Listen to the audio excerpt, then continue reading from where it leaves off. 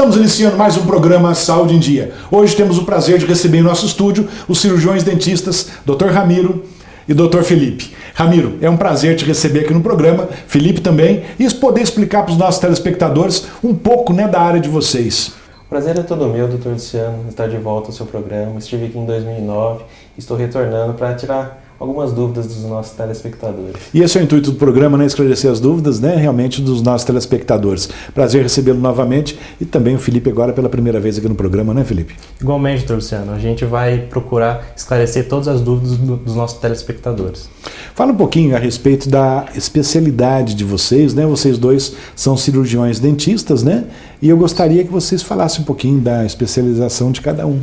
Sim, eu sou especialista na parte de odontologia restauradora, fiz mestrado nessa área também e sou professor universitário também nessa área. Então, eu acho que a gente pode estar discutindo Dá para aproveitar bastante, Ramiro?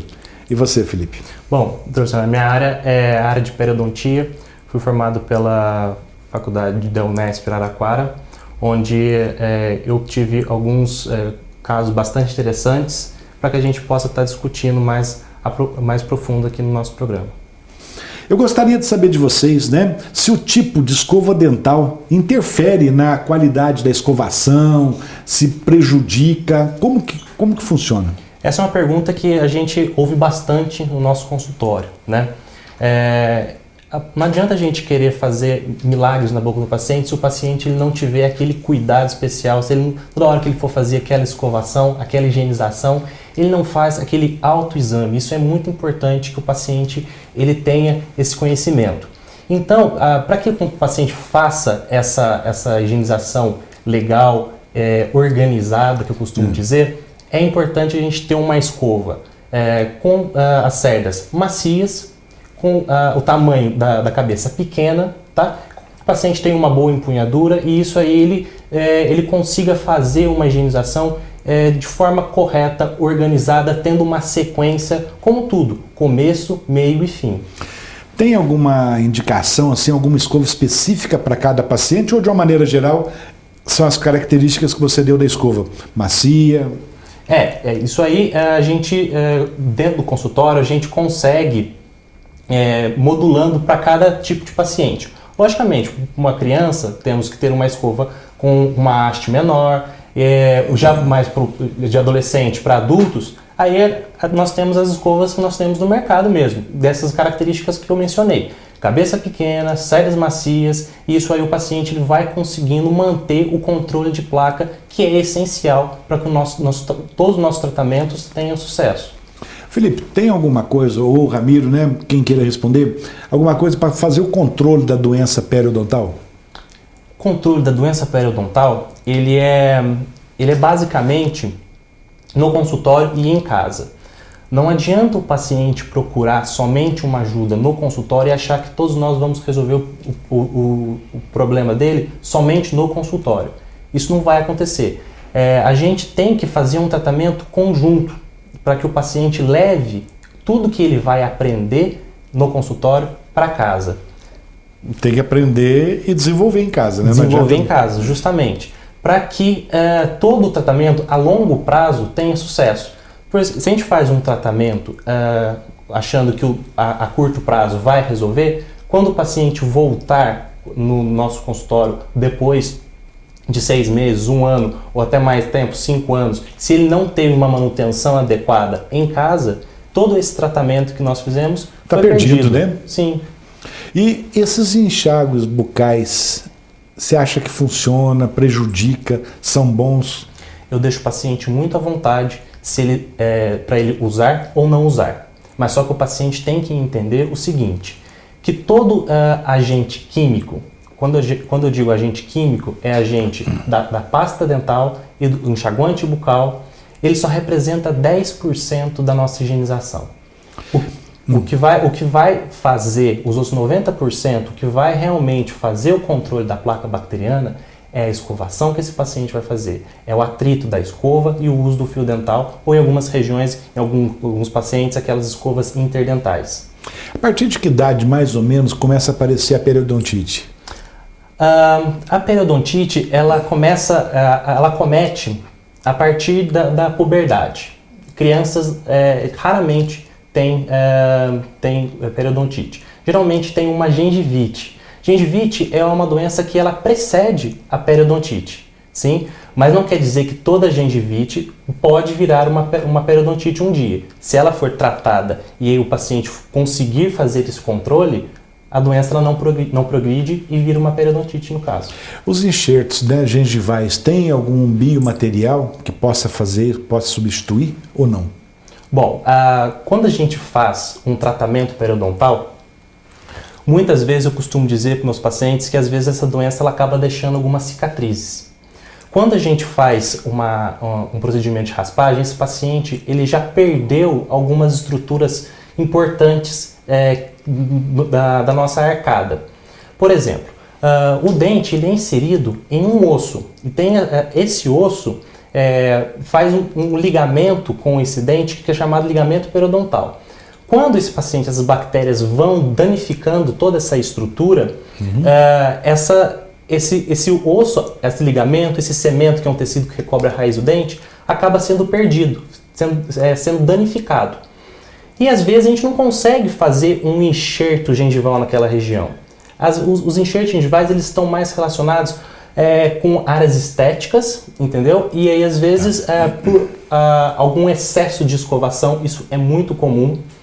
Às vezes o paciente aplica uma força numa escovação excessiva e às vezes agrava por uma escova dura. Que às vezes acha que está melhorando e está piorando. Justamente, né? Justamente. Às vezes eles têm essa ideia de que escova dura remove mais a placa bacteriana do que uma escova macia. Isso é engano, isso não acontece. E então, às vezes, com uma escovação mais forte, mais agressiva, às vezes a gente começa a aparecer algumas retrações na gengiva. E vamos pensar um pouquinho mais profundo.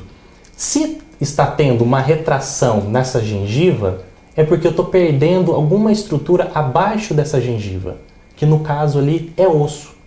Tá certo. Então, nunca é interessante nós termos uma perda óssea, entendeu? Lógico. O dente ele acaba perdendo um suporte. E aí sim, às vezes a gente pode abrir mão, a gente pode lançar mão de um enxerto gengival.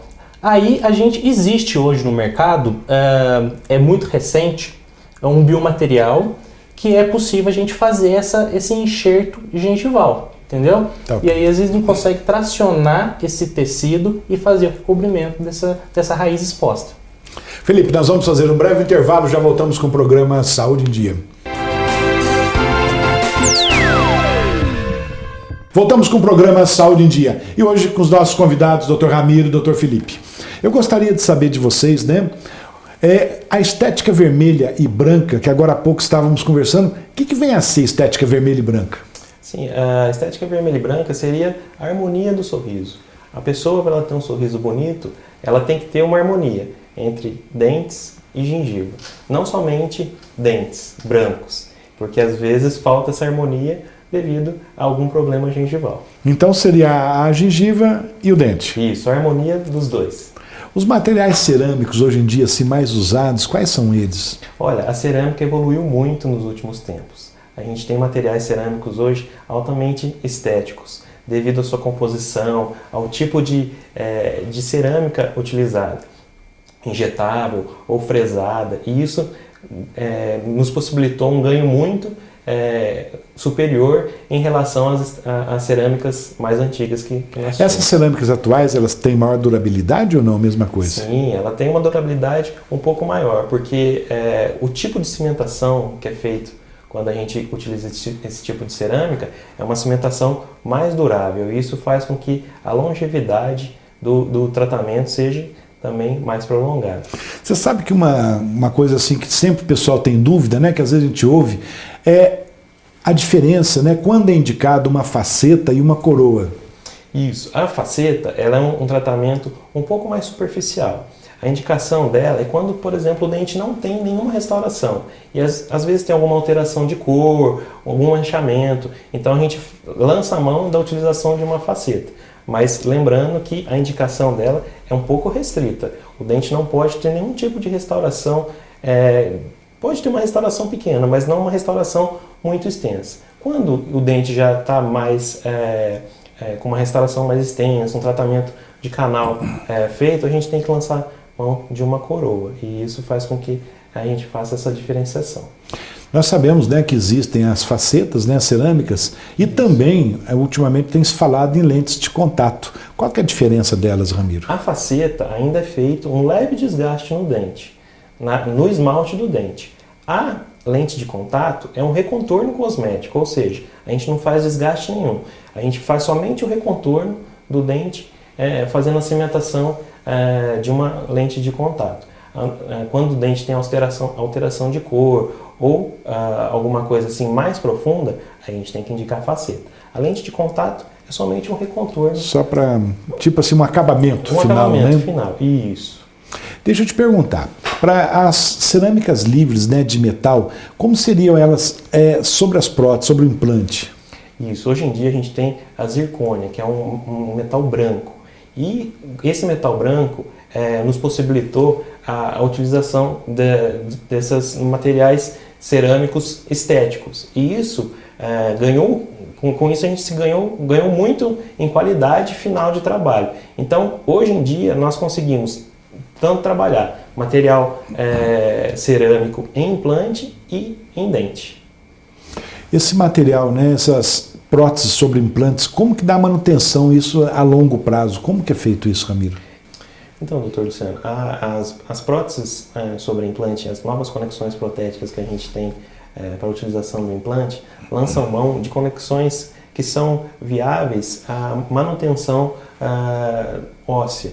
Ou seja, hoje em dia a gente tem conexões protéticas que a gente trabalha com uma plataforma que chama plataforma switching. Esse tipo de plataforma favorece muito a manutenção devido à diminuição do acúmulo de placa bacteriana devido à micromovimentação do implante. Essa plataforma, ela entra direto dentro do implante, encaixa direto dentro do implante e ela tem um pescoço mais longo, o que deixa o implante numa altura maior e essa micromovimentação e microinfiltração de bactérias não acontece, mas de forma menor do que nos implantes que nós chamamos de hexagonais, que são implantes, os primeiros que começaram a ser quando utilizados. Surgiram, né? Isso. Ramiro, nós vamos fazer um breve intervalo, já voltamos com o programa Saúde em Dia. Voltamos com o programa Saúde em Dia e hoje com o Dr. Ramiro e o Dr. Felipe. Vou fazer uma pergunta para vocês. A raiz exposta, nós sabemos que pode aumentar a sensibilidade. O que pode ser feito a respeito para que melhore essa sensibilidade? Bom, a questão da sensibilidade, o que a gente pode ser feito é um controle sobre produtos químicos nessa raiz exposta. Às vezes as pessoas acham que às vezes fazer um enxerto gengival para recobrir essa raiz, às vezes a gente pode estar melhorando, mas a gente não pode dar 100% de garantia que aquela porção mais coronal pode ser, vai ser recoberta por aquele tecido que foi enxertado e diminuir a sensibilidade. Então, o enxerto gengival ele é exclusivamente estético. Agora, a questão da sensibilidade, a gente tem que lançar mão de alguns produtos químicos ou então a fazer a aplicação de lasers para conseguir controlar que diminua, né? Porque deve incomodar muito, né, Felipe? Muito, muito. E tem algum cuidado assim especial no pós-operatório desses enxertos? A gente sempre pede para que o paciente ele tenha alguns cuidados, um controle de placa muito rigoroso sobre aquela região, mas é um pós-operatório muito tranquilo, de fácil recuperação. Coisas de 2 semanas a gente já consegue criando aquele tecido de normalidade naquela região. Uma coisa que está muito em moda hoje, né, e toda vez que tem algum cirurgião dentista, a gente comenta sobre o clareamento. Não podia deixar de falar. Qual é o melhor método de clareamento hoje? Bom, o melhor método de clareamento que nós temos, na verdade existem 2, o clareamento com laser e o clareamento em consultório. Eu acho que o melhor é aquele que a gente consegue adequar o paciente a utilizar. Se o paciente precisa de um clareamento rápido, a gente pode lançar mão do clareamento a laser no consultório. Contudo, se o paciente tiver um pouco mais de paciência e quiser um resultado mais profundo, um clareamento melhor, eu indico o clareamento caseiro, porque ele vai usar por mais tempo e ele vai lançar a mão de um clareamento com menor concentração, menos agressivo. E esse clareamento ele vai utilizar por mais tempo, consequentemente clareando mais E o dependendo dente. também do cuidado de cada pessoa, né? E sempre sob orientação, supervisão de vocês. Claro, Né? aí a gente faz a supervisão do clareamento caseiro. Toda semana nós temos algumas perguntas, né, de nossos telespectadores. E eu gostaria que, se possível, pode responder para a gente? Vamos ver aqui. A primeira, que a produção separou. Se a pessoa já tem uma prótese sobre implante e não está satisfeita, é possível fazer a troca por uma cerâmica mais estética? É totalmente possível. A gente só precisa saber qual tipo de implante que foi utilizado no caso do tratamento do paciente e aí lançar a mão de uma nova prótese, né? Confeccionar uma nova prótese de acordo com o implante que foi instalado na boca do paciente. Mas é totalmente possível a troca. Então, quem fez a pergunta, espero que está respondido, né? Outra pergunta aqui, quando é indicado a confecção de uma faceta e de uma coroa? A faceta tem um leve desgaste no dente, mas a gente tem que fazer essa diferenciação com o remanescente dental. Se o paciente tem um remanescente dental bom, com pouca restauração e às vezes uma alteração de cor ou um formato que o paciente não está satisfeito, a gente pode lançar a mão da faceta. Agora, Certo. se é um dente que já não está numa condição tão legal e a gente precisa melhorar essa estética, a gente tem que fazer uma coroa. Uma outra pergunta aqui. Doutor, passar o fio dental é normal ter sangramento na gengiva? Bom, não é normal ter sangramento gengival. Muitas vezes as pessoas acham que às vezes um pequeno sangramento é comum. Não, esse é o primeiro sinal que o seu organismo está lidando. Mesmo que a pessoa às vezes force um pouquinho mais, ô Felipe, e acaba machucando com o fio dental? Então, pois é, aí cabe a orientação do dentista para ele saber como passar realmente o fio dental. Para não traumatizar aquela gengiva, o paciente não confundir sangramento por trauma e aquele sangramento que vem por ordem bacteriana. Não é normal, está sangrando. Não é normal, né? tá? Se então está sangrando, é o primeiro sinal que o organismo está lidando, que tem alguma coisa doente. Tem mais uma aqui. Quando os dentes são muito curtos e aparece a gengiva, tem como aumentarem esses dentes? Sim, o conhecido sorriso gengival, né? Tem como fazer, sim, temos que lançar mão de uma técnica cirúrgica para que a gente possa aumentar a porção coronal, que é o dente clinicamente visível, né? Faz-se uma remoção de um colarinho gengival, tá? E a gente vai conseguindo aumentar a porção coronal desse dente. Então, tipo, como se estivesse rebatendo a gengiva, né? E colocando o dente um pouquinho mais exposto. Mais exposto, justamente. Não expondo a raiz, senão a gente acaba criando sim. outro problema. Cria outro problema, né? Sim, tem que ter realmente a indicação correta para que faça um sorriso mais harmônico. Então, quem não está satisfeito com o sorriso, com a gengiva aparecendo mais, digamos assim, então tem como corrigir. Sim, com certeza. Lembrando também que é feito um exame clínico rigoroso antes de ser feito esse Isso é tipo de importante, intervenção. né? Claro, Lógico. a gente saber o quanto de coroa ainda está embaixo daquela gengiva que está escondendo o dente. E não trazer outro tipo de problema. É claro. Né? Doutores, infelizmente nosso tempo está esgotado, chegamos ao finalzinho do programa. Quero agradecer muito a presença de vocês e gostaria, antes de encerrarmos, que vocês deixassem uma mensagem, né, para os nossos telespectadores. Bom, Luciano, eu acho que o que a gente tem para falar é somente agradecer você por ceder para a gente agradeço, né, a presença. o espaço de estar esclarecendo as dúvidas e estar tocando no assunto sobre odontologia. E qualquer coisa, a gente está à disposição dos telespectadores no nosso consultório para estar ou esclarecendo ou realizando um tratamento. Eu também, doutor Luciano, gostaria de agradecer esse espaço para que a gente pudesse colocar em pauta alguns dos nossos trabalhos e muito obrigado.